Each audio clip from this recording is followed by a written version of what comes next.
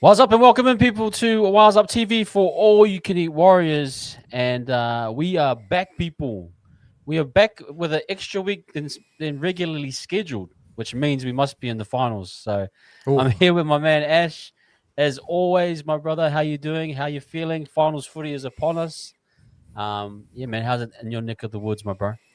Yeah, brother, all is good over here in Australia. Obviously, very, very proud of the boys for making finals. This is 2 seasons now with under Webby's tutelage that we're back into finals. So it's very positive times. I know we've kind of limped into finals, and it's been well discussed, the reasonings why to that and how we're performing at the moment. But this is where it becomes a whole new season. I think it's been, Webby spoke about it, Fisher spoke about it, Barney.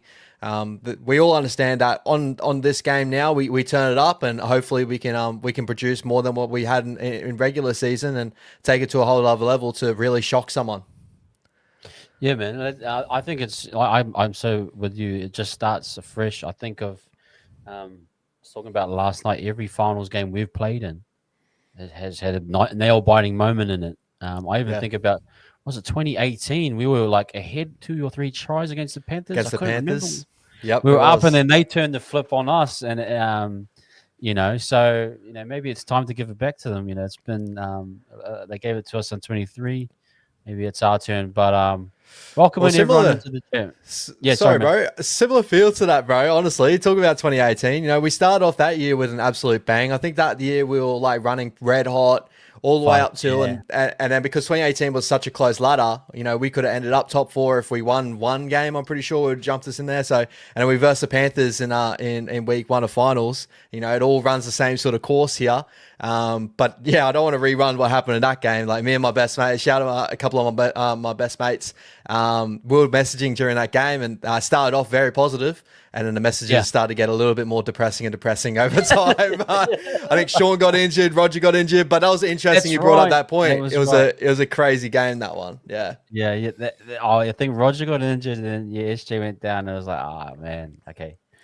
Yeah. And I think there was it a young Cleary and a young Luai at that time? It was. Yeah, I think it was it was a young Cleary and a young Maloney. Maybe a Maloney.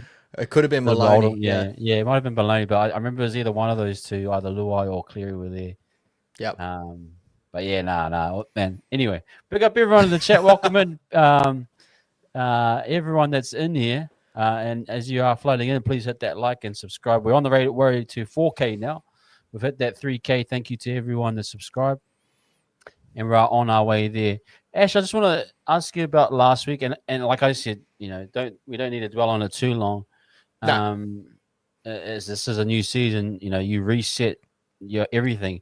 But is there anything that you want to take away from what happened against the Sea Eagles that you think can carry over, maybe in a negative way, but maybe also in a positive way? What was your take on that game, and is there any impact, ripple effects after that? I think there's a bit of both in that game. Obviously, I think that we obviously had the chance to win that game. Like we really did. That's probably why it's a bigger frustration because it feels like obviously the Parramatta game we got so close. Manly game we've been so close, even in such a big moment for Manly. And Manly for a short period they were running red hot.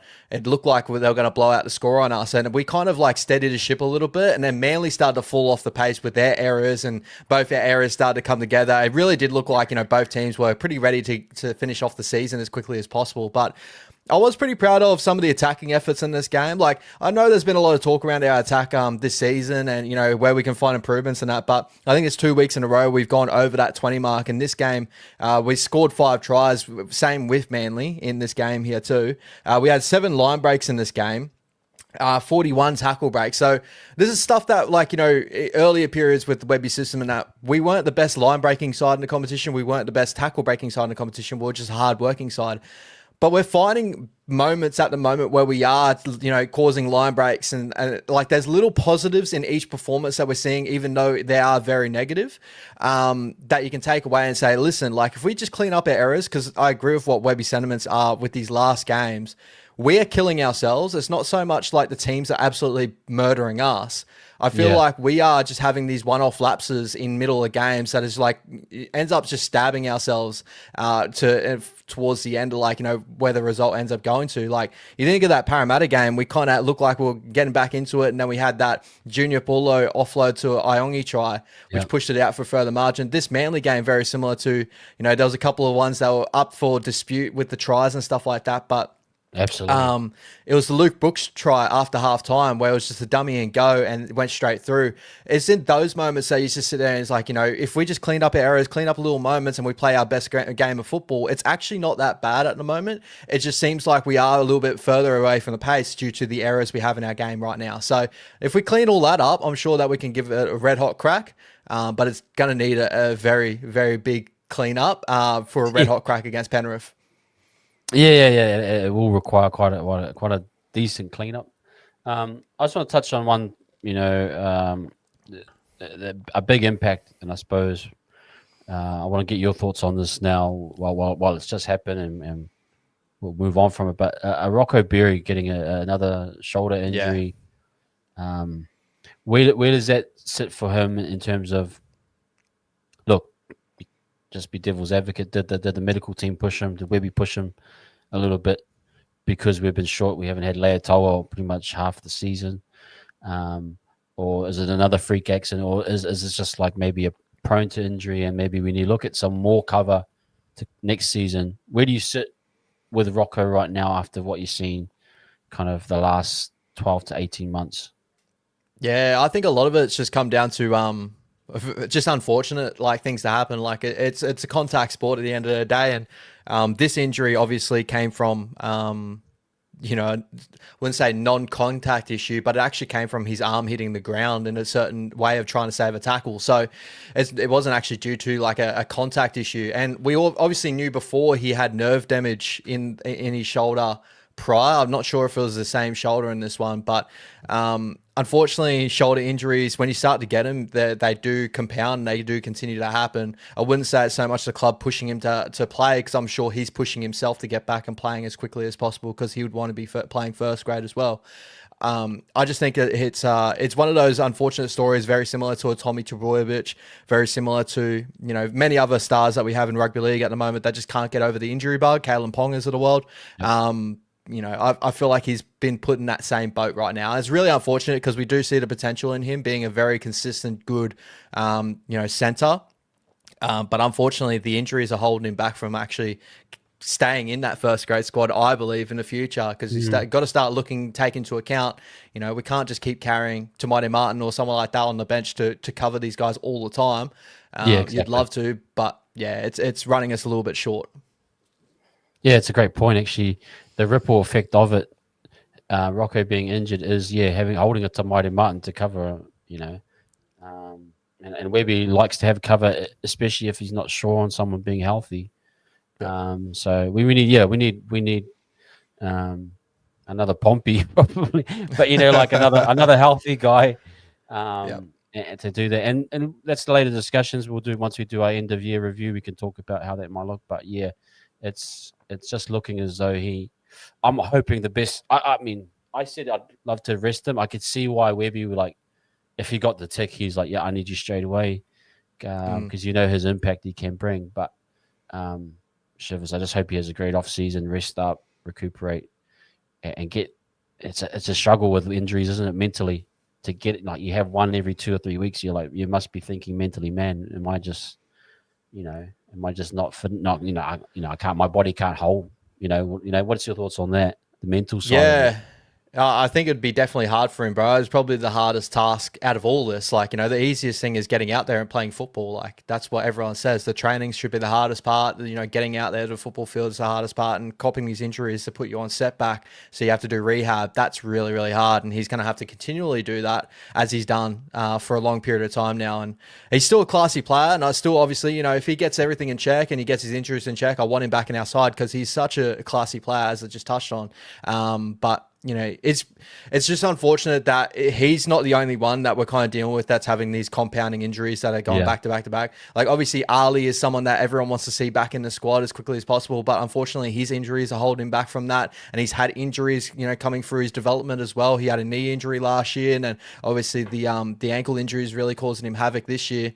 It's taken a lot of time off his football. Sio Kali's another one that everyone wants him into the first grade squad, but not knowing that development-wise, he actually came through and he had a lot of little bit of injuries as well. I'm pretty sure he came off of a knee injury that he was returning off of. So you want to see them play consistent football before you can get him up to that first grade squad as well too. So we're in that real sticky predicament where we have a lot of those players that very, very high upside, very high potential, but they've been caught with the injury bug. And whether it's due to just their junior footy, they played a lot of junior footy growing up and stuff, and they've pushed themselves to a level to get to that level. Sometimes that's always an argument as well. Yeah, and I think it's the same applies for Metcalf for me. I'm like, I remember when Benji when he first started off, he always had shoulder injuries after shoulder injury, and you're just hoping that over time that you just get stronger physically. I think even Benji, if you looked at he got a little bit bigger each year. And he quite stocky. He was quite stocky by the time he finished, and I think his body kind of held up. Remember at the Broncos, he was playing in the middle with was it Bennett? They got him playing 14 off the bench, bro, playing for the middle. It was crazy.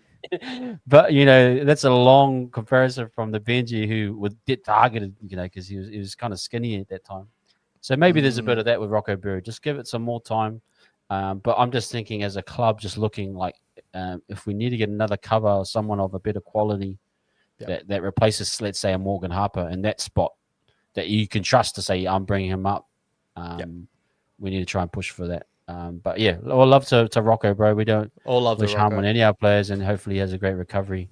Any last items before that we move on to the team list from the Manly game? Yeah, anything else? I mean, just one last thing. I know people have been saying, I thought even the first try that Simpkins scored, I thought that was very highly dodgy. I tell you, bro. It was quite horrible, actually. And I was like, how?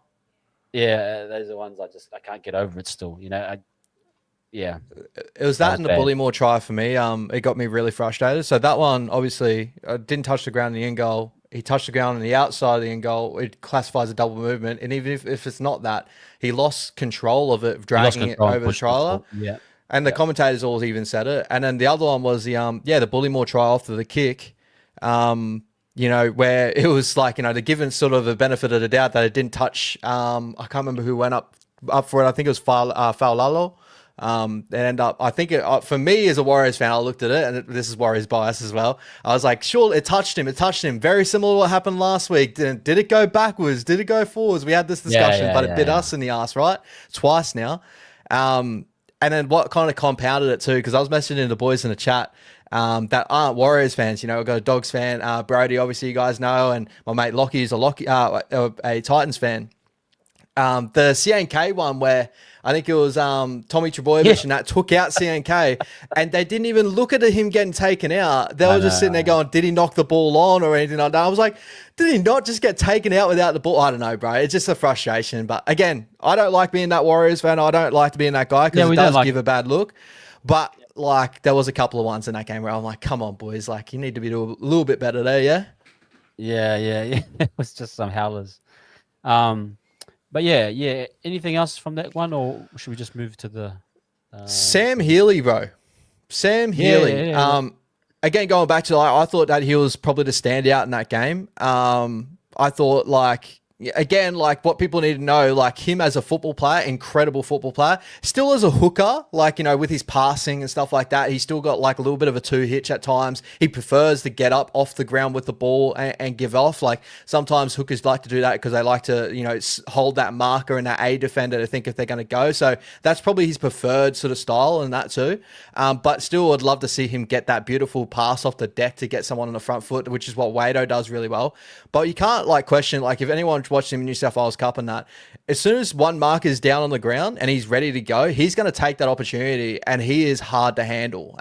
So the future is looking really, really bright for him. And obviously, he probably won't be in this weekend, which is, unfortunate because a lot of fans obviously are getting a taste of Healey at the moment and they're loving what they're seeing. But obviously take your time here. He will get into a point where he'll get into a rotation very shortly. It may even come next year because I think Webby's very impressed with what he's been doing at the moment as well. So there's a reason why we brought him to the club, and that's a massive tick to the club as well for identifying him and bringing him over to the Warriors, right? A lot of other teams miss that opportunity, and all my mates are the same thing. They're like, who the hell is this Healey guy? I'm like, bro, he's a superstar that we brought over from the Sharks. The Sharks let him go. It's crazy. Yeah. No, he's fantastic. His energy, I loved his runs. I think he's going to have a good future with us. Yeah, he'll develop his game over time, and his passing game in all those areas. So, no, man, I said my piece as well on the watch along and last night, and there's frustrations, but once you kind of go into finals mode, it's like, okay, this is a whole new reset, and you just game plan for the team you're coming up against. So, let's get into the team, man. Just quickly going to read out. But Chan's at the back so far. Me and Ash will maybe talk about that. Dallins there with Pompey. Not sure what side he'll go. Kurt Catewell is at centre. Rogers there, as always, the halves are Chanel and Tanner. Then you got James Fisher-Harris, your captain, with Wade Egan is back. So, yeah, he obviously rested his hip and he's doing well. Jacko Ford, Mr. Ford is back. And I think, it's perfect timing for him, actually. Leka is at your left edge, Marata to your right, and Aaron Clark at 13. Tamaire Martin, Edimir Toyava at the moment. We'll talk about that. Dimitrik and Tanistel Smith. Ash, do you mind just starting off and give us your thoughts on potential changes, just so that we can kind of maybe air that out first to see, and maybe as fans might not be surprised with some of the changes you might be seeing potentially? Yeah, I think there's a couple that could be on the cards that we've kind of floated out in the air, and I've seen a lot of people kind of float out in the air as well. Whether Tane Tuapiki comes into the fullback and we push Chance to that centre, which we've done personally before, previously, after we trialled Capewell out there for a long period of time, and Webby was really wanting to push Capewell back into an edge. So we could be running Chance there into the centre, pushing Catewell back to his edge, Leka back to the bench, and dropping out either Idemir Choyava or Tanistel Smith. So that could be on the cards for sure. The other one is whether we do run with the team list that we're running out with, but on game day, actually Leka going to the centre. And the only reason why I give this one is more of the fact of listening to Webby in his press conference after the game. He was actually really complimentary of Leka coming on and actually doing a job in that centre role. And I thought he actually did a real fair job out there. Other than his first miscue that I think that they end up scoring a try down that edge, or there was a possibility of scoring a try due to, I think he had a misread, which end up, I think from the inside probably hurt him a little bit as well. But after a little bit of shakiness to start, I thought that he really handled himself defensively really well out there. And he has the ability to do it. So it might be the only other opportunity we have, because obviously Ali's not there and there's obviously no Rocco. So that's the two changes I think that could happen. And I think that if that was to happen, the first one with Tane, it'll probably be Eddie getting pushed out due to him coming back from, dealing with a shoulder injury over the weekend, AC joint. So whether that happens, I'm not too sure. Yeah, we'll have to wait and see. But I think when I was talking on the backstage with you, I was thinking it's very likely that he could go with Tane. I think there's a premium on keeping Catewell and Leka in back row positions. So moving CNK to centre is highly likely, in my opinion, now that you've made me think about it. Yeah. That also takes into account that EIT might be actually injured and he just naturally drops out because he's not fit at the moment, which would then push back whoever that is, if that's Liquor or whatever they may be. So I think any of those options. Would you have like, for example, Catewell has played centre at Origin level. He's a great, and look, he had a bad run there, but to all accounts, that was a difficult time with, I suppose, Tanner Boyd and his issues and Marata on the inside. Would you rather have a Catewell there and preserve Lecker and C&K at the back? Or actually, would you say, no, I need my back row as solid in terms of Catewell and Lecker, and I'll just have to push a C&K out to centre? Which one would you prefer? Which option? I would like, out of the two options, I'd preferably go Tainchua Picky at fullback and C&K at centre, because he's got, like, our edge back rollers will have a better rotation. A lot of the fight that's going to happen with the Penrith Panthers is going to be coming through the middle and through your forward pack. Sure. They're going to really try to tire out your forwards, and I want C&K. I want Kurt Capewell, catching the brunt, because that's what Kurt Capewell does really well. He fights, he works in the middle. Even though he's an edge back rower, you'll see him pop up on the other side, on the other edge, to fill in holes, and that's what he does really well. And when you do that at centre, you actually catch yourself out, and teams can target it really well. And I think, obviously you guys know, like, I'm not a massive fan of Chance at centre. I've always kind of pushed away from it. Even with the period that we had Tane there, I was starting to come around and saying, yeah, maybe we can run with Chance at centre for a little period there so we can have Tane into the lineup. But it's just like, at the moment, it's probably one of the only options that we could have, other than running Kurt Capewell or Lecker in the centres. So for me, preferably, I'll go Chance to centre and Tane at fullback, because it does keep our forward pack in check. It keeps our sides in check as well. Our left and right stay pretty much connected, and there's no moving pieces in that sense, other than Tainchua Picky at fullback, who can do a job against the Penrith Panthers like he's proven before. It actually preserves the idea that you could run a Lecker off a bench, and if you're in a tight ball game, say 12-10 at halftime, let's just say we clean up and we play tight, then you got the Lecker option off the bench to be that X factor. If you out and out play him at centre, he's going to be playing 80, and you might get impact from him there. But there's also the element that him coming on as an interchange. So there's a few ways I see it in the same sense that you see it, that it's better that they keep that back row rotation solid, especially through the middle with the Panthers. And yes, it's the lesser of two evils, or whatever they call it. But it just, for me, you got to keep that middle tight, because you can do a bit now with the Jacko forward. And just, I think, for me, TSS, I was talking about Tanner Smith, and I just saw a little bit of he needs a bit more time last week. Yeah. Just kind of an overwhelming in the middle. So Jacko Ford will probably play 50 to 60 maybe. So that then we still need those rotational pieces to help keep everything tight. Did you agree with that? Yeah, 100%, bro. It's probably more of the reason why I would go that way. Tanner, it's probably, keep him there, learn the ropes and stuff. He'll get better over time. He's definitely one of the guys that I'm looking at for the future to be like a guy that obviously is going to be named on a team sheet week in, week out. And Webby, when he gives you that loyalty and that trust to go out and do it like that, he'll step up and they'll go out and do it. So I think a little bit more time with him would be very, very good, and that rotational wouldn't hurt. And I'm just looking at some of the stats as well too, guys, and just like, so you guys know the type of side that we're going up against with the Penrith Panthers. They're not a high velocity attacking side. They're a death by 1,000 cuts sort of side, right? Yeah. They like to get in very similar moods as what we do, and attack a try line multiple times. I think they're right up there with us, with opposition 20 touches in the opposition 20 comparatively to the rest of the competition. But they only score on average another 3 points ahead of us per game. And we are conceding only 1 point more than the Penrith Panthers at the moment defensively either. So, that usually comes, like, for me, a way I'll look at it, it's going to be a forward pack battle to start off the game. That's where Fish and all that's going to live and breathe. I don't want to change too much of what's going on in the middle there to fill in a gap at centre when the game's predominantly going to get played through the middle before it actually is going to get shifted to the edges, and they're going to attack down our sides that we are a little bit weaker on. And I think at that point, that's where C&K and that can do their work.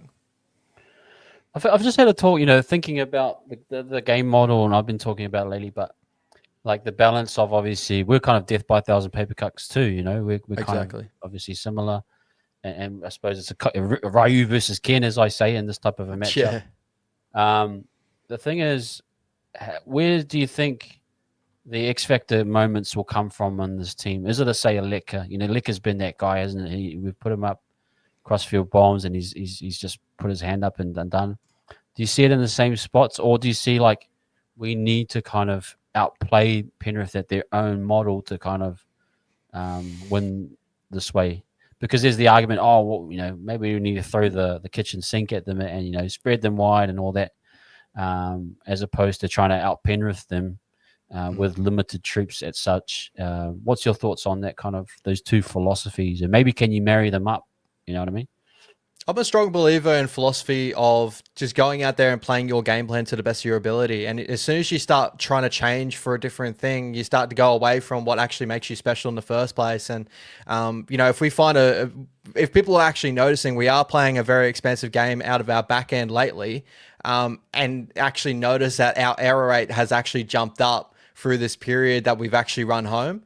And whether we have been playing a little bit more of a looser brand of footy, to try and combat with the injuries that we've had and the mixing and matchings we've had with fullback and multiple big positions that we do get our meterage out of.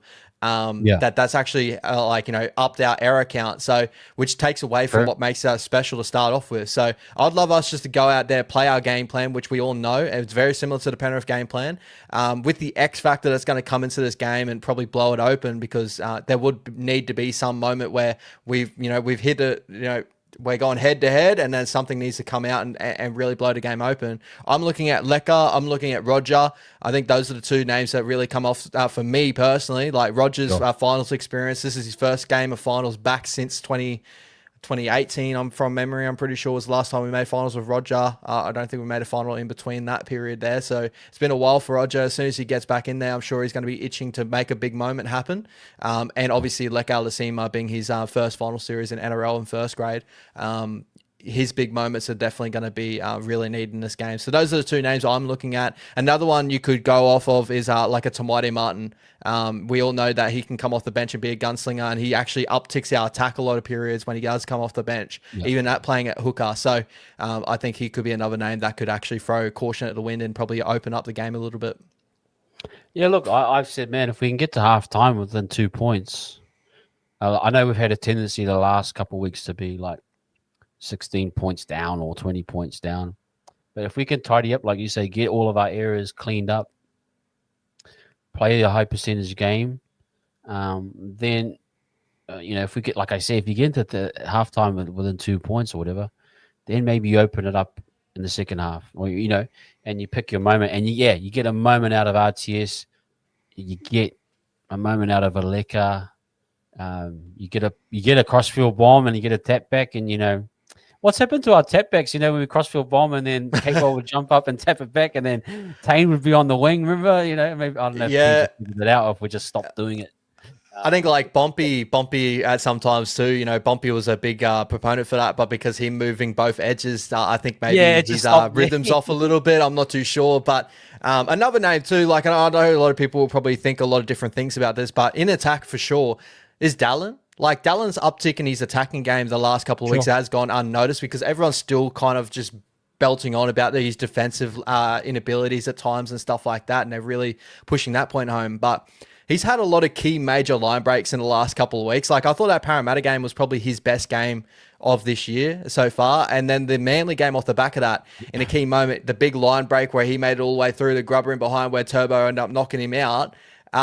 Like, Dallin's had a lot of big moments in his games as well. So I think that he can have a big uptick in his attacking game, and he could blow a game open just by his running game. People forget, like, he's actually a very strong running winger, and he does create something out of nothing at times too. Do you game thing, kind of creation wise for the halves? Do you want a Tanner Boyd? I mean, Tanner's, he's been very systematic in his way, and actually I give him credit in terms of, from a systematic element, he does his checks and balances very well. Like, he goes deep into the line, plays out the back or plays short, I was actually a bit worried about both halves. They kind of did underneath balls and they bounced off of. I was like, boys, just soften that touch. They're a little bit hard. But just in general, going back to the out the back shapes and they're very quite. He does a good job at that. Does he need to go out of that shape a little bit at times, or is it literally stay within your parameters? Kind of a game manager style. Do we need extras from those two? What's your thoughts on that?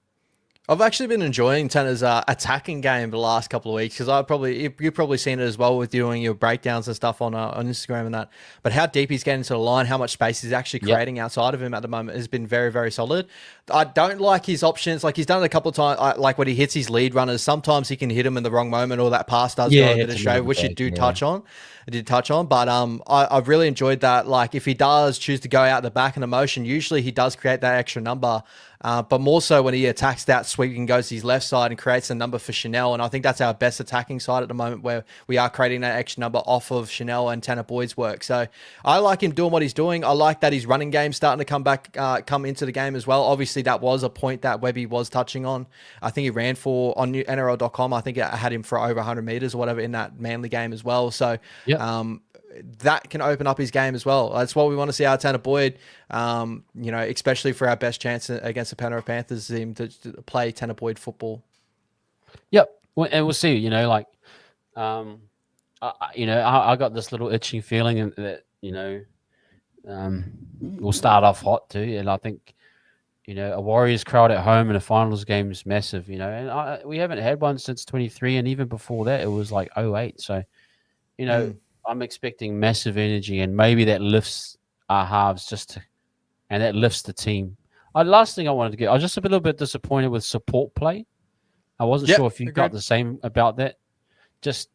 I know we kind of play for the tackle and we reset. I just think at times some of our boys, and this is probably the loss of Metcalf in many ways, just sniffing out an opportunity to kind of support the play and follow through. Any thoughts on that? Just one of my itching feelings. I'm like, guys, we just need to get on top of things here. I actually completely agree with you. I think that's probably more so showing that the fatigue that the team is having at the moment is probably because we had such a big lift this season, and the injuries where we've had people in and out coming back off injury. So, again, don't want to make these excuses either, because they are first graders and we want them to be playing at the high level. But I think you hit the nail on the head. It actually shows the difference of who was our best support player to start the season, who was actually finishing those opportunities, was Luke Metcalf. So that was the biggest thing about Luke Metcalf's game. Whether Tanner could be a guy that can start hunting like Metcalf can do that. Chanel usually loves to hunt around as well. Probably him to get an uptick in that area as well.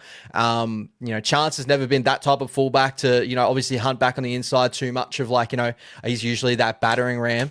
But Tane Tuapiki, if he does get the opportunity this weekend, has that ability as well. But I probably sway towards that the boys are fatigued, and it's probably showing that.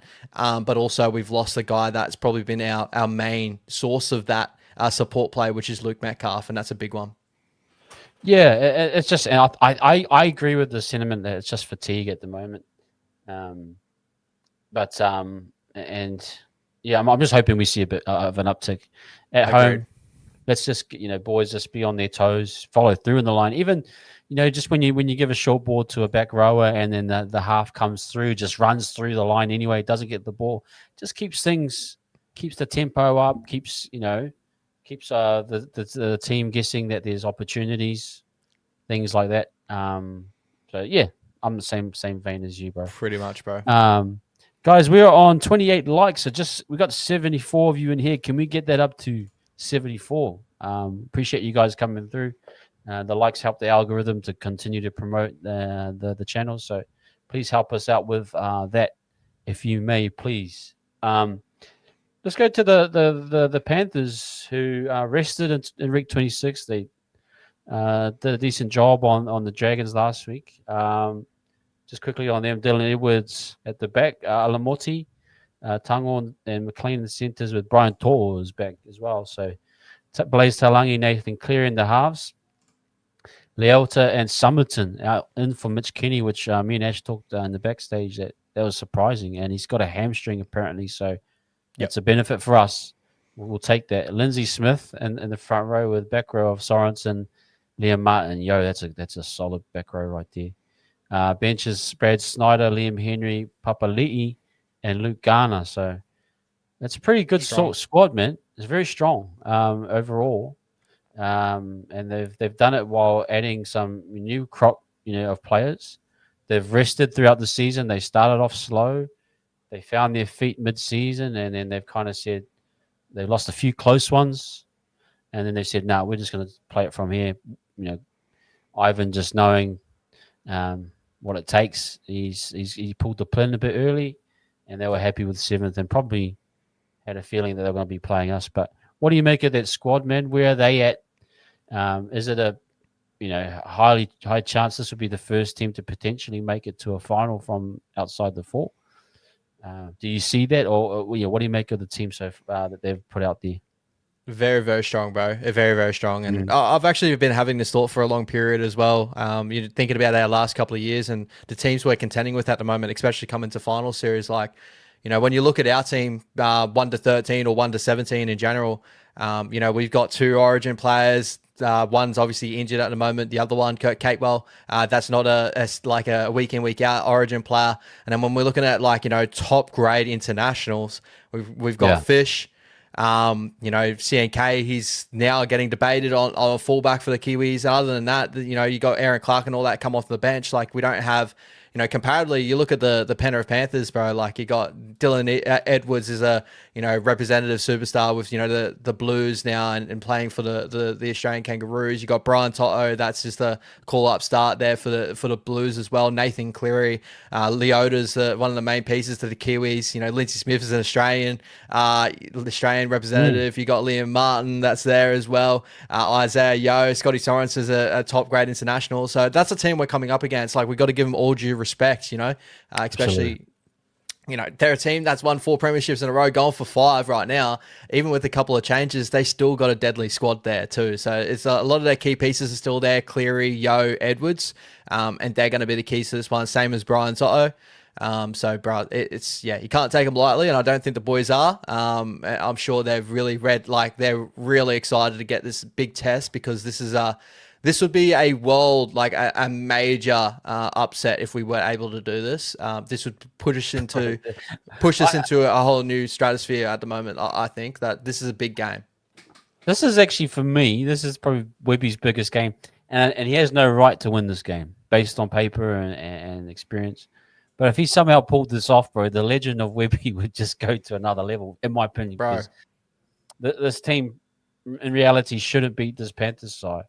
But there's a high, if he can pull it off, man, be crazy. But you're bang on. There's internationals everywhere. There's young up and comings. They've done well to bring Casey McLean through this year. Talangi, I thought, when he was at the Eels, he's a bit lightweight. He's a bit of a maybe fleet-footed, but he's kind of gelled well with them and kind of proving to be a difference maker. What have you made of maybe a Talangi versus a CHT? And I know we'll get to that in Combined 17, but how do you see Blaze and how he'll impact the game? Do you think he could play a big part, or will Nathan just kind of direct the ship and Blaze will just play off that? What's your thoughts on that? Yeah, so the way the Panthers have been doing it at the moment, and it's taken a little bit for it to gel and become this, but Nathan is still the guy, right? Like, he's going to be a heavy touches, get to his points, do whatever he can.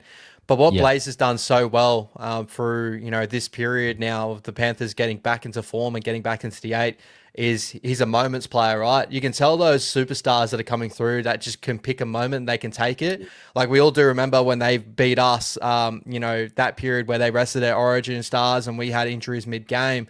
One of the guys that was really hard to handle because he took his moments was Blaze Talangi. Each moment that, that was presented to him, he took it and he ended up, obviously beating us on the day. So he's done that week in, week out. Whenever there's been a moment that kind of it feels like could turn the opposite way for the Panthers, I think it's either Nathan or Blaze that's kind of pulled it out. And Blaze has actually had a lot of big moments like that for such a young superstar. So, Chanel's more of that conventional. He's going to go at you because he's all effort defensively. He's going to obviously tie in that left side shape and stuff. But when you look at Blaze Talangi, he's just got that guy that can go, people will be like, is Blaze out there today? At a neck minute, line break, bang, inside, wins the game. He did it against the Titans not long ago for the Penrith Panthers after our game as well. So, that's a dangerous piece to have, especially where Cleary's, directing everything around.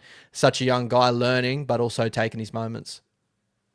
Just another one I wanted to talk about is the Aaron Clark, who's been a revelation for us, versus Isaiah Yeo. We know Yeo, Australian captain, as well as Origin and everything he's done there, and full-time Prem. How will that battle go? I mean, Aaron's been putting up massive numbers running wise. What's your making on that little battle there? Yeah, I think it's going to be a major battle because obviously I think that Aaron Clark should be locked in for lock of the year. Isaiah Yeo usually is the lock in for lock of the year each year in, year out, but obviously this year with the Penrith Panthers has been an up and down one for him. So you're going to see two kind of different styles to the way the 13 jersey has been played out lately. Aaron Clark's a little bit more of a throwback of what the 13 jersey was. Obviously, he does still have that, link in play where he links up our edges and stuff, but I think he's more so used at the moment as that foot speed, that battering ram type, the quick play to ball speed, because we usually score tries when it comes off for Aaron Clark's play to ball, because he's such a quick play to ball speed there due to his lower center of gravity in that. And then you got Isaiah Yeo, that's a bit more of the what do you call like the hitman, right? He's cold blooded. Like he goes out, does his work, and then everything kind of strings together off of him. He's definitely a major talent. So it's going to be a really cool battle, but it's going to be two of the opposite sides of the spectrum. You got Aaron Clark that's going to be a battering ram for 80 minutes and just pumping or for 60, and then you got Isaiah Yeo that's going to be a bit more of the classy type that's going to really string together sets there for the Penrith Panthers. Yeah, for sure. And lastly, just the bench. Do you, their bench of Snyder, Henry, and Papali and Garner, they're quite a good, solid unit, aren't they? 100%. You think physically they're going to bring that physicality through the middle, which we're going to need every bit of energy off our bench. How do you think they'll go? The Panthers bench with, they just look quite strong. You got Papali and Garner's good too, and Liam Henry's a worker. Snyder's got that backup halves option, but he's also could go in there and do a job at hooker if he needed to, I suppose. But yeah, what do you make of them? Yeah, definitely a major one to watch out for. Isaiah Papali is probably the biggest one. I think he's probably gone, I wouldn't say unnoticed, because a lot of people thought, when he gets into that Penrith system, he's going to be this boom, incredible. He's going to go back to Parramatta. He hasn't been Parramatta, Isaiah Papali, but he's been a guy that comes off the bench, changes the game. He's been a guy to start 13 for them when Isaiah Yeo's out and dictate terms in the middle of the field as well. He has those opportunistic tries that he has in the middle of the field as well. Like the Dragons game at the weekend, he scored a massive try to push him back out further margins. So it's definitely a guy we got to watch out for, as we know as a Warriors fans. He had been that guy for us that obviously was very inconsistent at times, but he's definitely cleaned that up. Liam Henry and a Kiwi that's just he's gonna run out there and obviously want to give it to us. He's definitely a talent. Luke Garner's a Swiss Army knife, can play in all different positions. As back row centre, can do all that sort of role there too. Brad Schneider's just going to be there, kind of like waiting to see with a rotation at hooker, or if there is any injuries to their halves, he can go in there and do a job. Yeah, it's a physical battle. You can see they come with the troops to say, look, we're going to beat you through the middle, or we're going to try and beat you through the middle. And so our boys will have to step up massively. But let's get into this combined 17, my man. Thank you, everyone, so far. The likes, if we can just get that up to 50, we're on 36 right now. If you bump that up to 50 right now, that'd be fantastic, everyone that's in the chat. And much love to everyone in the chat. Everyone's sharing their thoughts. Appreciate your guys' views as well. Okay, let's just share the screen. And we'll get into our combined 17. Let's start off with left wing as RTS. Yep. Versus... it'd be Paul Alamonte. They dropped Thomas Jenkins, so I'm guessing Alamonte will be the one filling in his position. Could possibly be Brian Toto, but I think it might be Paul Alamonte. Alamoti is actually a good player. Um, I'm not sure how he's been rolling. He did a number on us in that uh, in the mid-season game. Mm. But you got to say Roger's just been playing at an elite level for us. It's hard not to go without Roger, and just I just earmark Roger. What about yourself personally, Ash?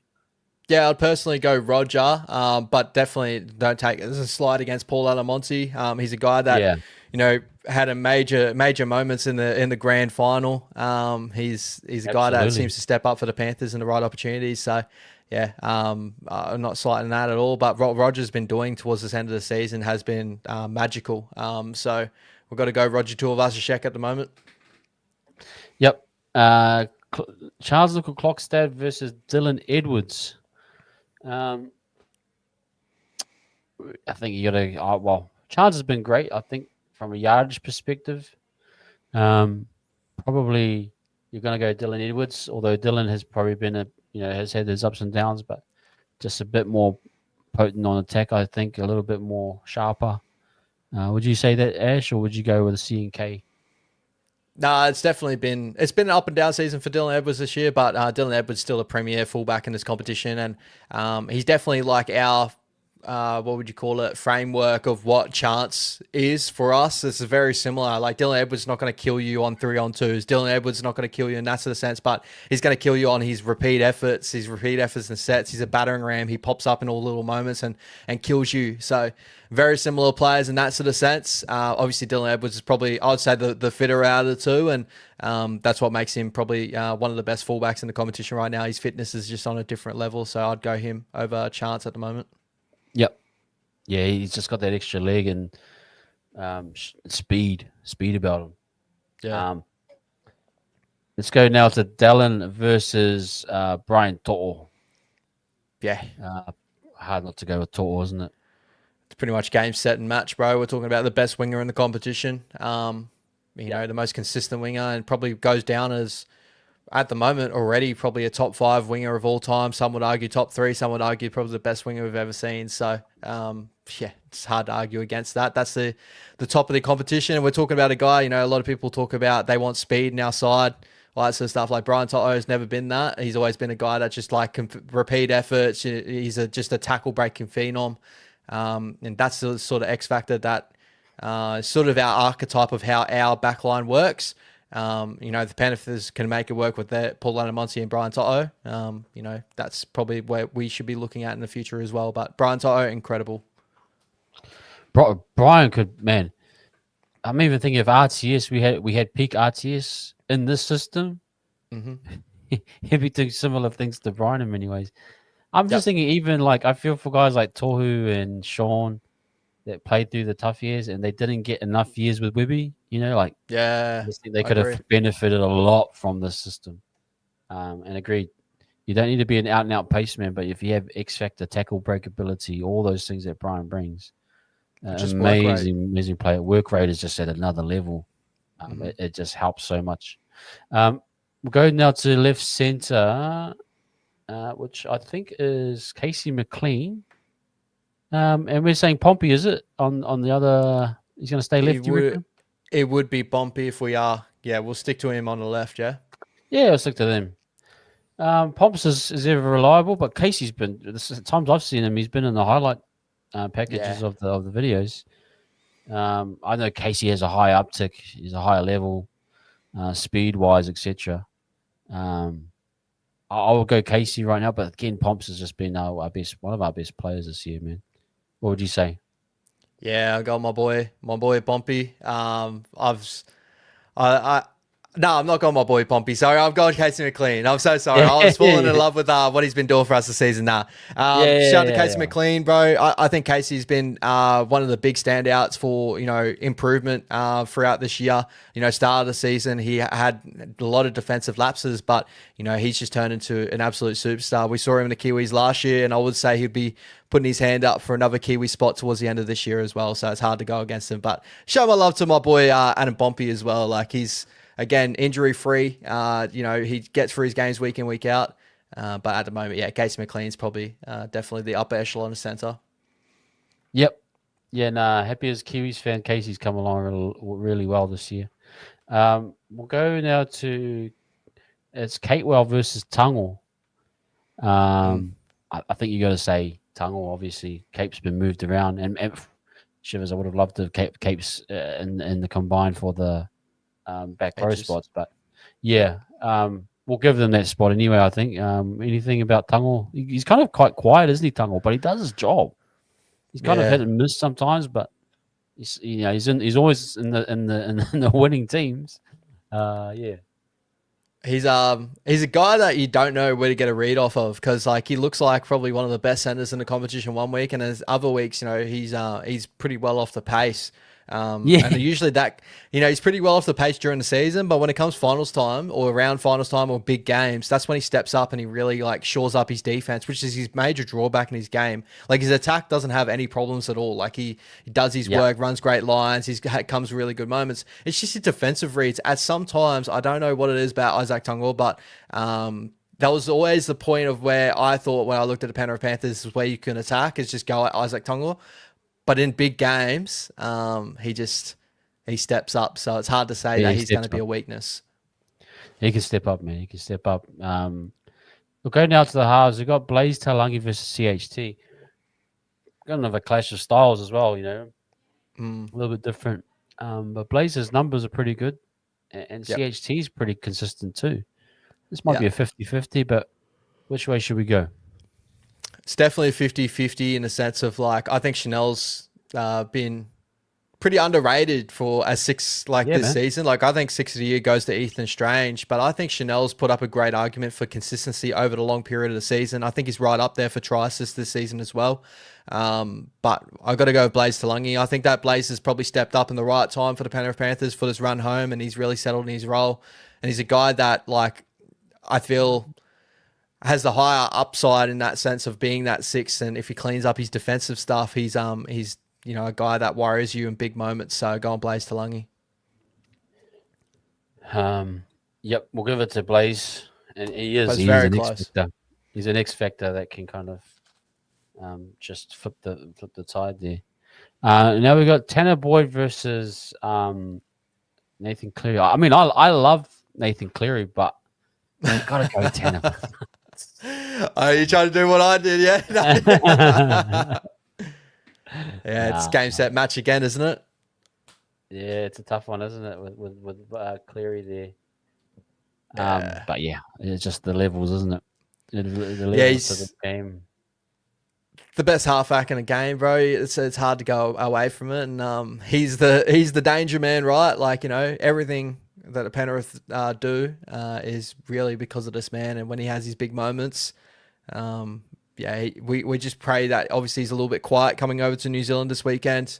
Yeah, I've heard obviously people throwing up the argument whether we should bring Jet Cleary into the lineup and have him taken away so he's mad in the game. I've heard arguments of that. Have you heard those ones? So bring Jet Cleary in, play him at half, and then Webby pull him off in 10 minutes so he's like getting pulled. So Nathan's like, oh, why do that to my brother? I get angry and that. Or maybe Jet's like running water for the sidelines and stuff, kind of throws him off a little bit. Just throws him off a little bit. I don't think. I think that Nathan's going to have a cracker of a game, bro. I'm very excited to see what we can do to combat him. Yeah, he will. Let's go just hooker just quickly because it's an easy one to knock out. Egan versus Somerton. What's the read on Somerton? Anything special or just a working type guy? Yeah, I'd say working class type. Like he's at New South Wales Cup upper echelon hooker. Like he's got ability, could possibly become a first grader consistently in the future for another club.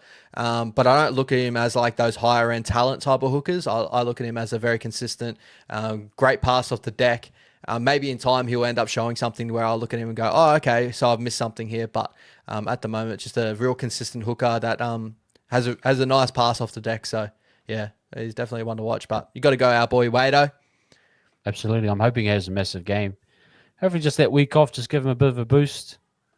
Could just see him leading the team around the park and is really important, massively important. We saw it in Let's that go Titans now. game, right? Like in that Titans game, that it showed like how Yeah, important Wade Egan was. And obviously being yeah, injured man. in that Parramatta game didn't help him at all. So hopefully we get that Wade Egan that we've seen, as we discussed, like how important he is to our attack. Him come up and turn up in this game, because more times than not, if he's healthy and ready to go, we usually win games with Wade Egan in our lineup. Yep, yep. Big game from Wade, man. Especially directing the team around the park and that type of stuff. So, um, let's do now the front row Yep. of Fish, Jacko Ford, Moses Leota, Lindsay Smith, Aaron Clark, Yo. So including the locks there. Who are your three that you're going with there, my man? I am going James Fisher-Harris and Moses Leota, the deadliest front row pairing of all time. And then we'll go in that 13 jersey, Isaiah Yo. I think that at the moment, Aaron Clark's been playing better football as in of this year's form, but you can't go past what Isaiah Yo's done for his career. And even this year, he's still not been too far away from his best games. Like, he's been still very, very good. But I think, yeah, that's definitely the way to go. Fish this is the game. These are the games that we look at when we get Fish, of like, this is why we bought him, right? He's going to hit that upper echelon of form, and I have no doubt he's going to go out there and he's going to perform and really drag us to make this a contest. He's already brought it that he wants to throw the gauntlet down, so I'm very, very excited to see how Fish goes out there. This is a massive game for Fish.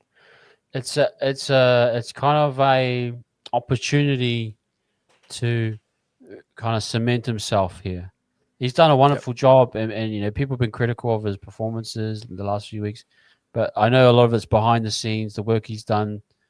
If Webby gets the credit for getting us top four, and Luke Metcalf's and everyone else, then Fish needs to get his credit too, which I think people have been a bit tough on him and saying, oh, he hasn't performed, but when you add into everything that's around it, he's helped to get us into the top 8.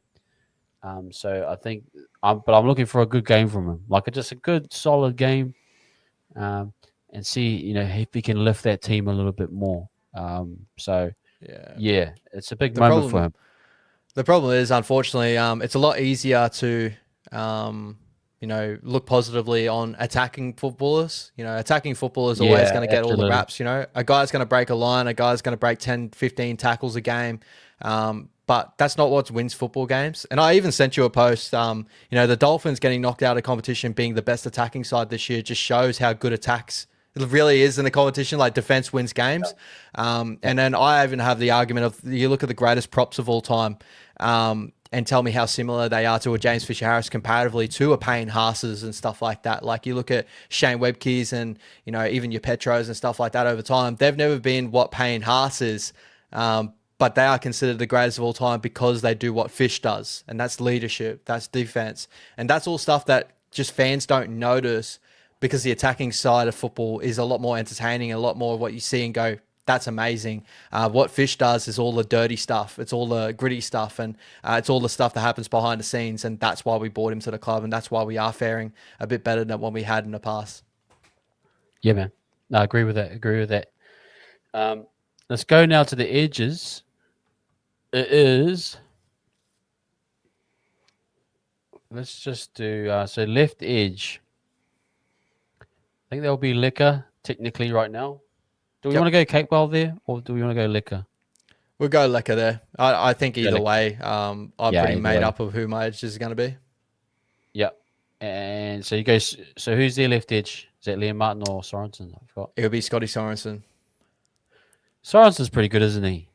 Yeah. I mean, Licker's kind of, he's getting a bit tired, I'd say.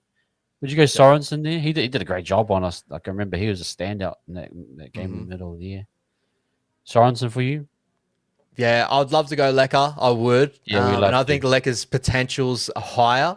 But I think that's Scotty Sorensen. Like, what he's done You know, and as you said, that game that he had against us where all the Origin players are out, but he stood up, that's Scotty Sorensen. And, you know, people would forget he's a Kiwis international, you know, top flag. Like he held a lot of people out of that jersey. You know, he's definitely a guy we've got to continue to watch out for because he always has his best games against us. He's one of those guys, honestly. It's a frustration for us. Where's my man Strictly? I haven't seen him in a few weeks.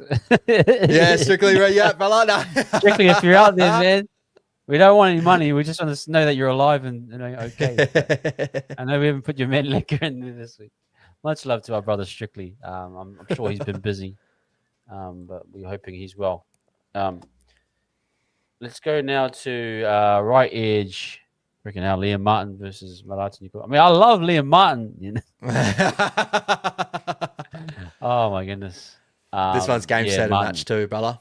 Yeah, pretty much, isn't it? Yeah.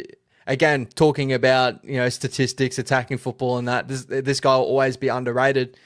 He's actually very underrated. It's good to see there's always a chat around him being the best edge back rower in a competition. It always surprised me because I do see a lot of people fall in love with, you know, we see Leckers, we see, you know, Eli Katolas and that, but this guy, he's an absolute beast out there, especially defensively. And yeah, he's another league, 2 leagues above Martin Corday. Yeah, bro. Nah, love Liam Martin's game. I think he's an amazing player. There goes your 13, guys. Yeah, look, it's flipped its head, isn't it? Which might be good for us. We might be underdogs. We come in definitely as underdogs. It might be an upset. Who knows?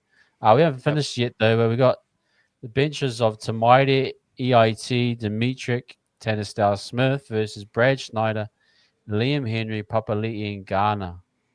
Shivers, I'm almost tempted just to give them all 4 because they are quite good players, aren't they? Very what would you say?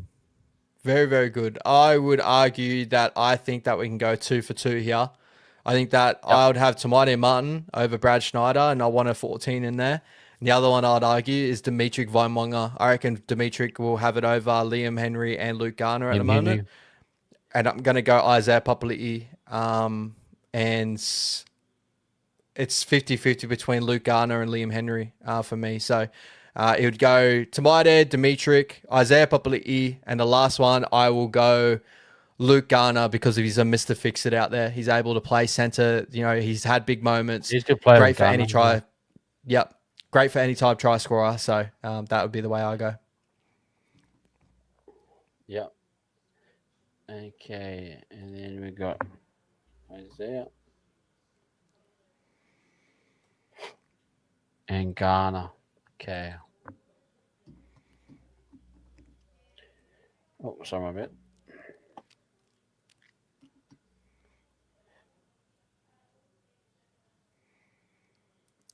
There you have it, guys. I think it's ended up being 1, 2, 3, 4, 5, 6, 7, 8, 9, 10, 11, 12. So that's a 12 to 5, I'd say. Yeah. Look, that's reality. That's pretty fair. That's being fair on us. I mean, that's a solid side, isn't it? What they've produced, and they've hit their peak at the right time, the Panthers, and they know what they're doing. We're a little bit battered and bruised, but clear underdogs, which is great for us because me and Ash usually have our boys as all over the and we lose. So at times, maybe it's time for an upset, people. But anyway, there you go. There you have it. Yeah, just some quality players there, isn't it? Quality in the Panthers. And look, like I say, this could be a great game just to test ourselves again. You know, this is a different to 23. 23 was kind of now that I reflect on it, was a team that we had an experience in SJ and Tohu, and although they didn't play in that, don't think SJ played that game, but no, he didn't. No, this is a kind of a new younger team, to be fair. With a lot of cup boys, injured Barnett and Luke Metcalf, and we're kind of seeing as the next crop ready to kind of challenge, So let's see what happens there. It's exciting as well, So it should be all positivity, bro. Like I kind of discussed in the sense of, like, as you said, I think what's happened this season, and I know the Hardy Warriors fans always get behind the boys and stuff, but I feel like what's happened is we've gotten to the highest of high, right? And then we've had these big injuries, but then like the boys haven't performed or got back to that due to a couple of the injuries. We've had big ins and outs, and even when we've had these boys come back into the lineup, they've been unfit or they've been taking a while to even get back to where they were prior to the injuries and stuff. So, but when you actually take a look at it, and you've probably been a real big proponent to this throughout the season, what Webby's doing with the squad, and that we're actually maxing out all this potential that we have in that squad, with also looking at these young kids coming in. They're doing the best that they can at this age, and they're actually performing well overs to what everyone expects.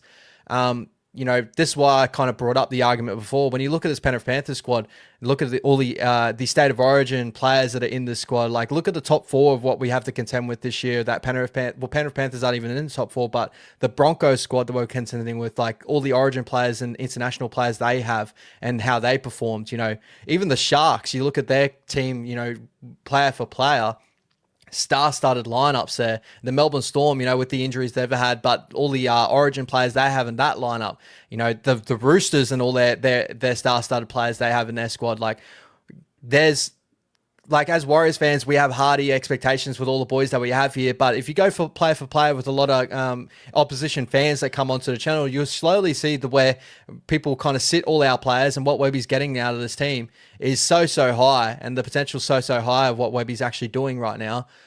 That over a couple of years of time, when we get those younger kids more experience and they will get their roles because they work for it, we'll end up hitting that upper echelon. This year was always going to be a transitional year, and for a transitional year to go the way it has, where we stayed in the top four for such a long period of time and dropped out to a sixth position where everyone thought we were going to be bottom four, that's a major pass mark for a year that we're setting standards right now again from all the experience that's left us in prior.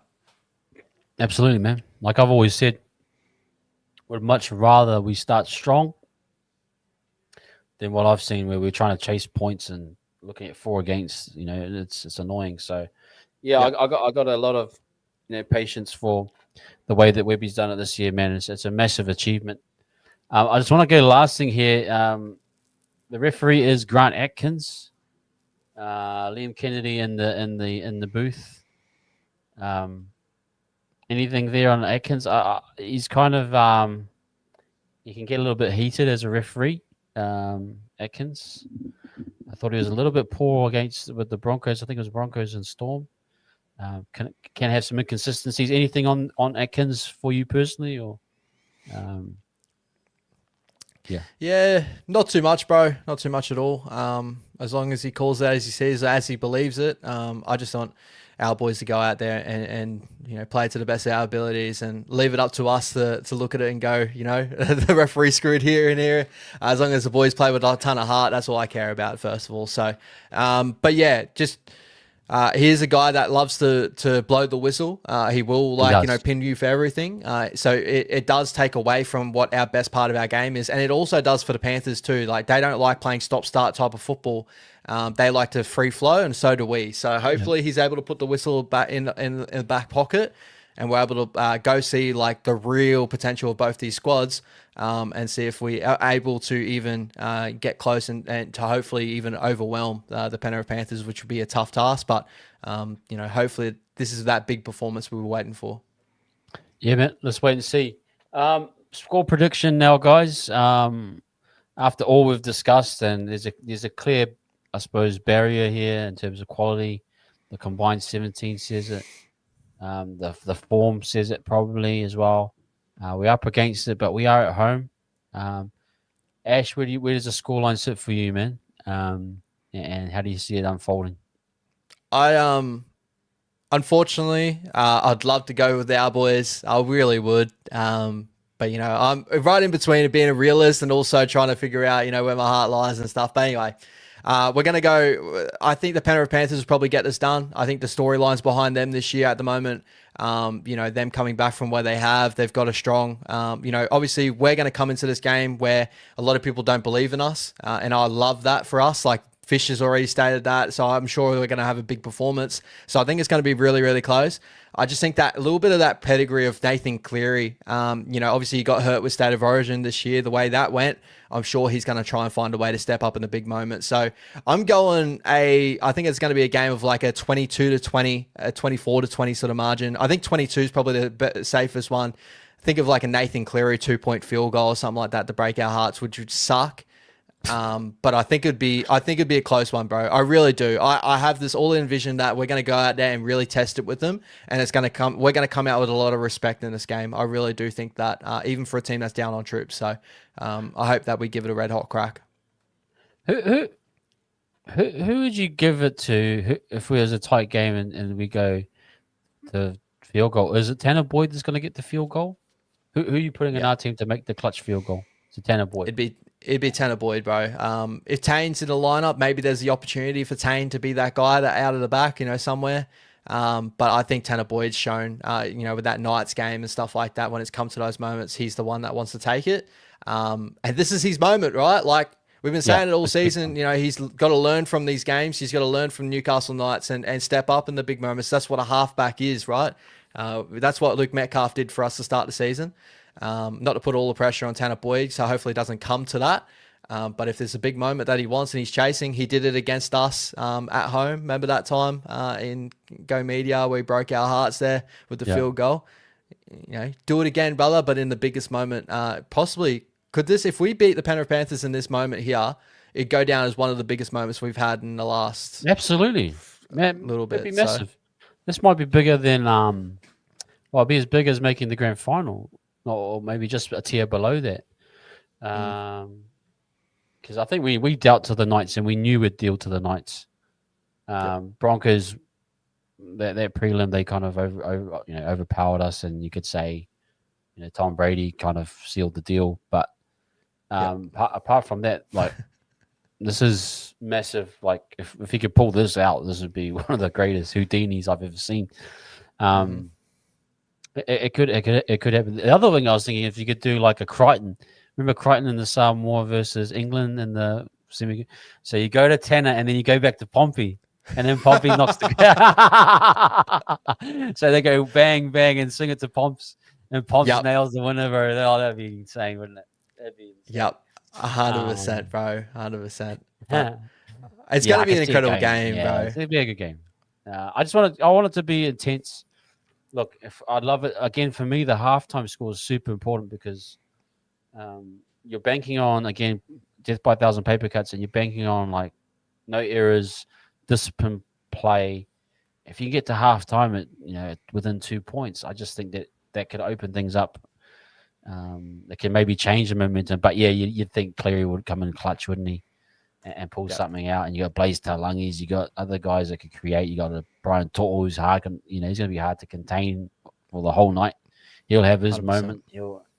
Liam Martin will find that it just seems it's going to overpower us in the end. But I like to see it close either way.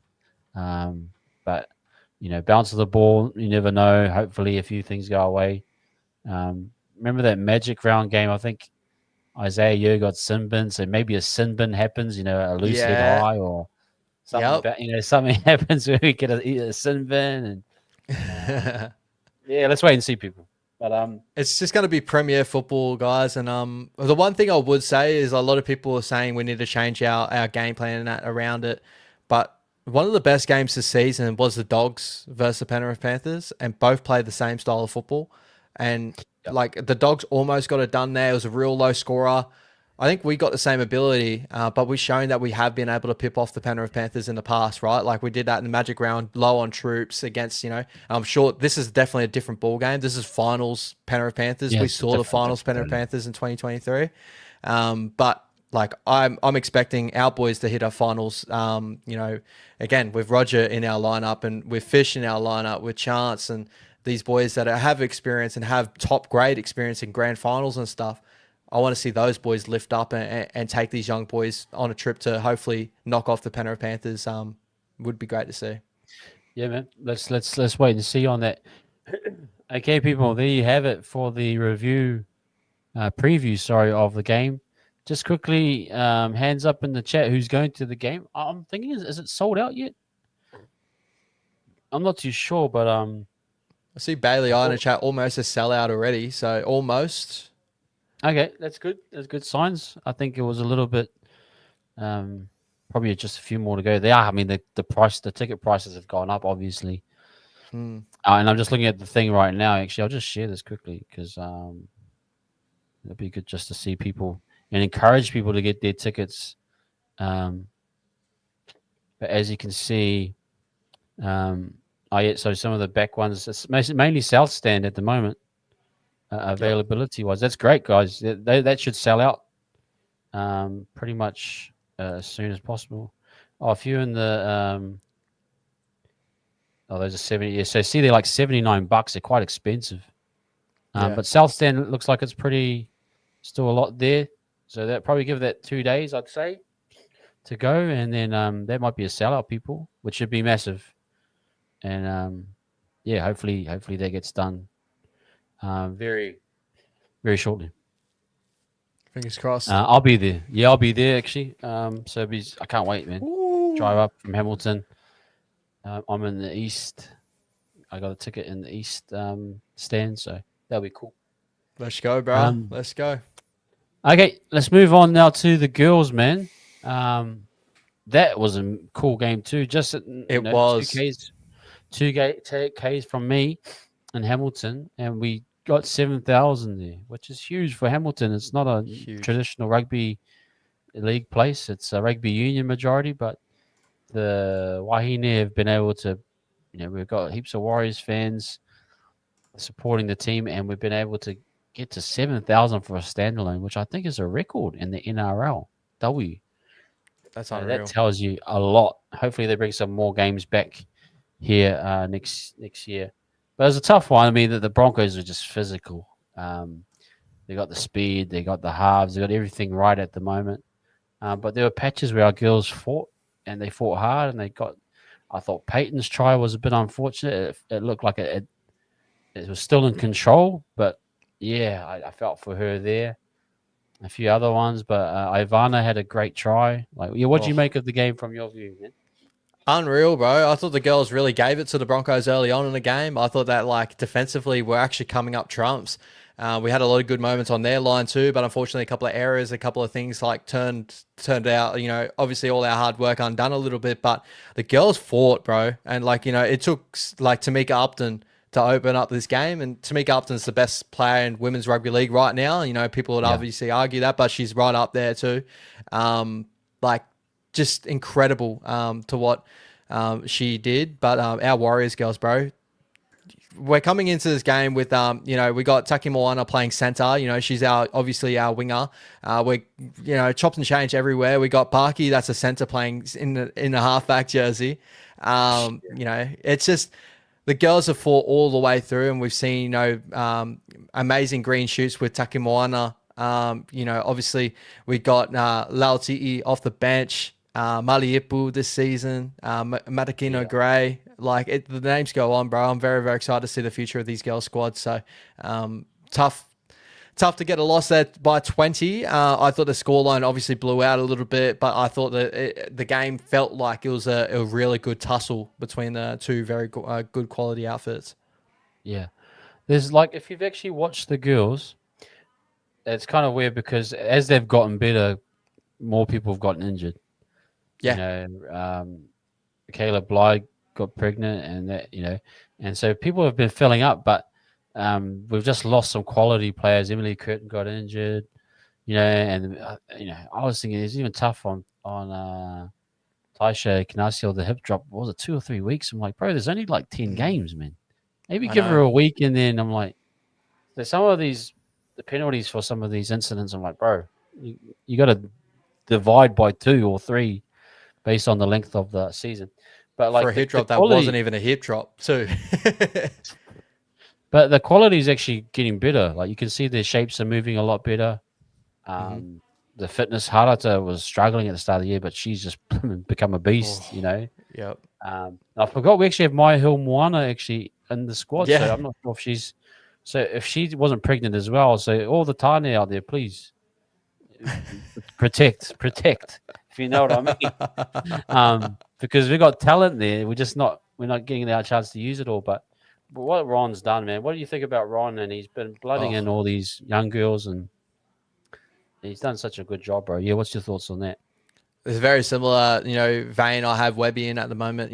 The way he talks as a coach, like that's the biggest thing for me with coaches. Like, people obviously look at like the way the teams play. Obviously, the way the teams play is very, very important, right? I don't want to catch off this, but I want to see how they hold themselves, especially under pressure, especially, how they talk to the team, how they go about their business, and everything I've seen out of Ron, with content coming out, it's all been just ticks. Like, he's brought these girls together. He's got them playing for something bigger than them, for that jersey.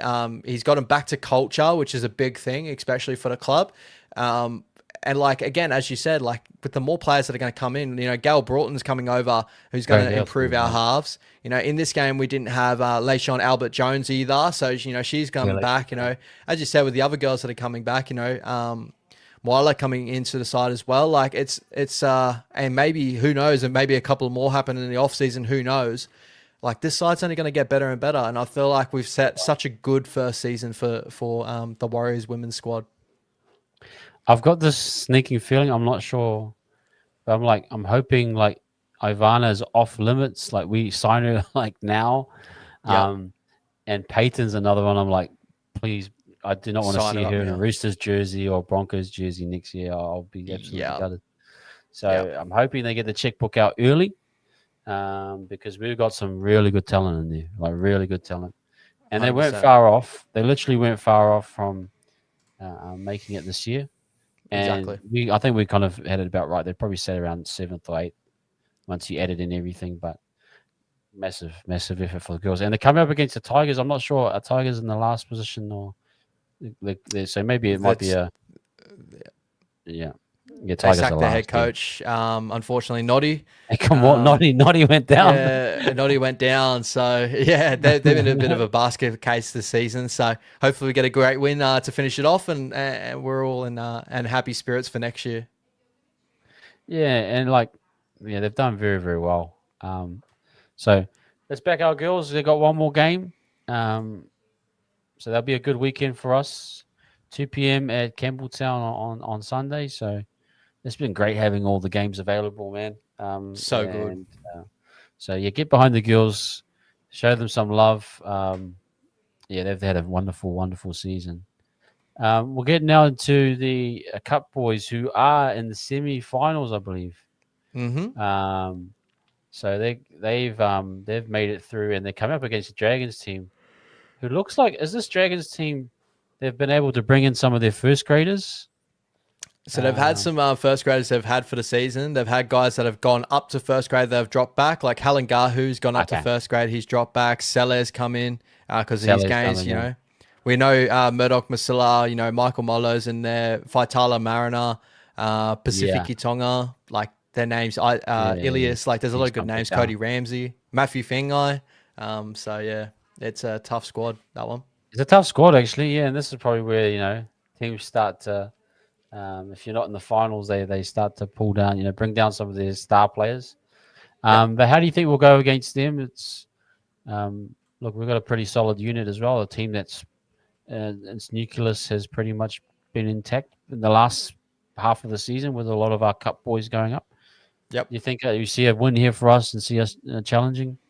And they I think they were second as well, weren't they? They were. They gave us our toughest game other than the Panthers this season. They drew with us 14-all. It was a very tight game, that one.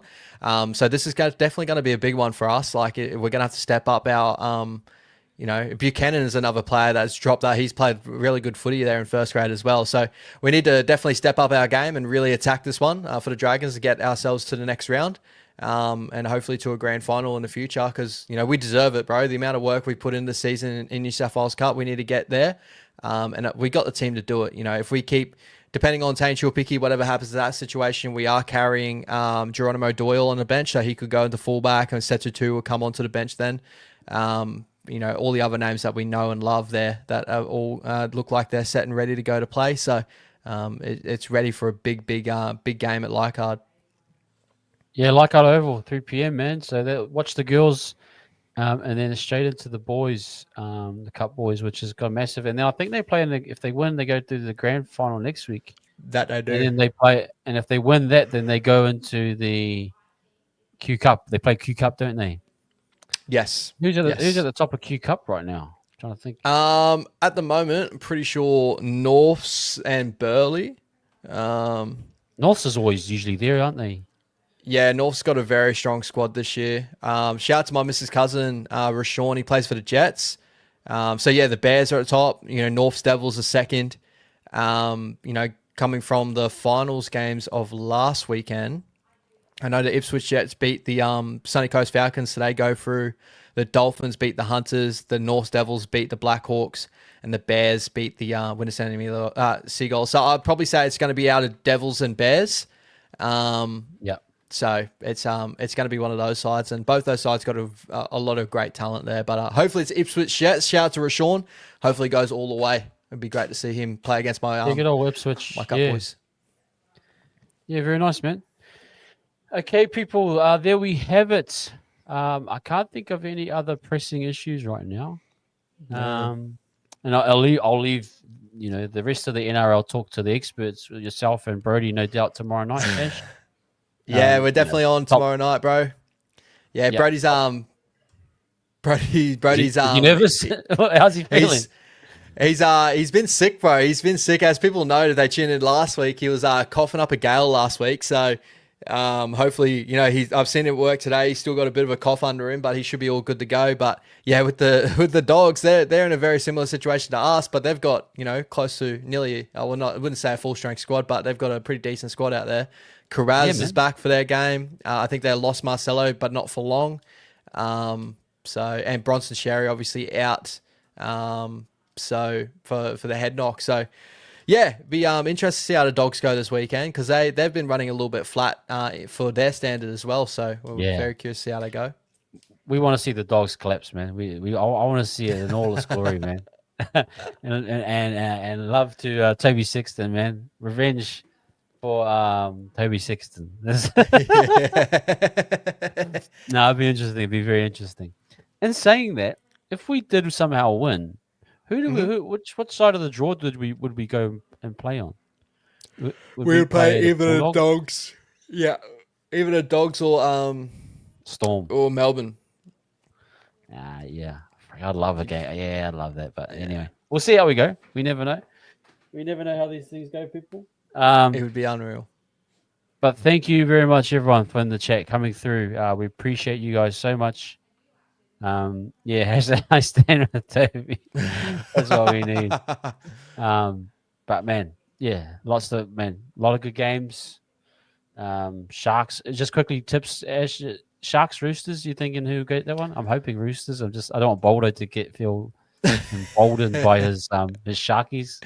But what do you think? I think Roosters will get that A. I think Roosters will get that. I think the Roosters are finding real good form, and Sam Walker is going to have a lot of good moments. I've got the Dogs against it. They'll be gutted. The Sharks will be gutted because the Roosters beat them that other time in the finals. Yeah.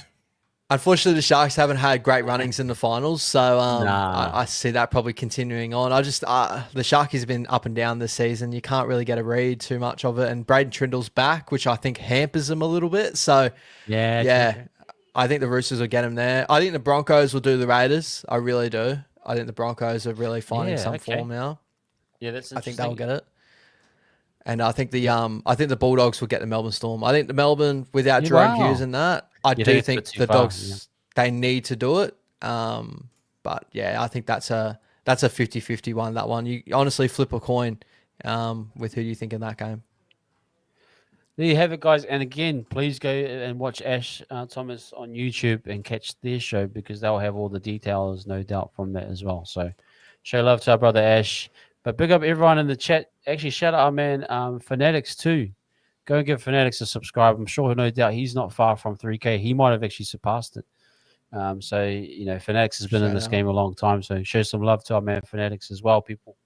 And everyone in the chat, we hopefully come in with smiles and jubilation. Look, I'll throw a party next week if we win. I'll have balloons. I'll have the old birthday little hat things, and that'd be fantastic. But man, thanks again, Ash. Massive effort, man. Thank you very much. Everyone in the chat, enjoy your weekend. Start off on Friday night, and then build our way into Saturday. Let's sell it out. Hopefully, those tickets get sold quick. We get. I was thinking it was going to be a blackout, but you probably don't want to do a blackout because the Panthers are black. I don't know if they're. They might be in pink actually. They're going to be in their black and gold jerseys. Apparently, they're going to run those through the finals. So you don't want to tell them to feel like they're the team, the home team. So everyone get your blue, red, and greens out, or your away jerseys. Let's try and mix the colors up. But thanks again, everyone. Stay safe. Up the wires as always. We'll catch you on the flip side. Up the wires.